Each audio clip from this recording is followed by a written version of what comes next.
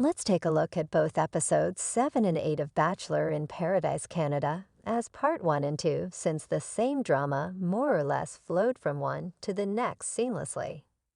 As can be the case, it was beyond ridiculous in this instance. Street Catharines player, contestant, participant, competitor.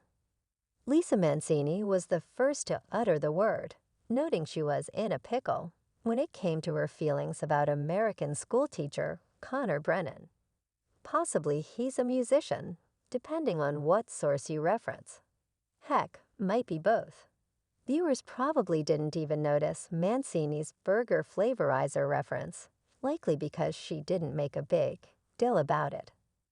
However, Montreal's Anna Cruz, like Mancini, a Paradise returnee, turned the entire pickle debacle on its briny head. Caught between two paramours, she fickle-pickled all over the place.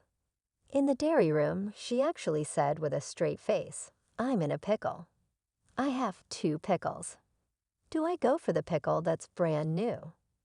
Do I risk it, or do I go for the pickle that I've already established a connection with? There's too many pickles in paradise." Okay, at this point, it's hard to ignore the pickles as it was fast becoming classic. However, something came up later that was so bizarre, it put the sick in Bic. But quickly back to Mancini, our local cosplaying, squirrel-loving Garden City heroine. While there was some turmoil in her life over the week, she and Brennan appeared to be in something of a rut. We say appeared because Mancini herself hopped on social media, above, to say that perhaps it was being edited this way. As we've noted before, each episode is 1 hour and 24 minutes per episode, and 2 hours and 48 minutes total, represent an actual week. Taking away 8 hours a day for sleep, that's 112 hours of which we see under 3 hours worth. A lot of stuff is left on the cutting room floor, and reality TV producers are famous for steering viewers in the wrong direction.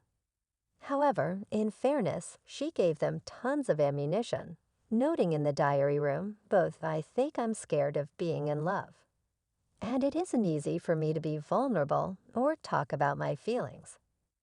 To Brennan directly, she said, "Being single is hella sick. I never have to be upset."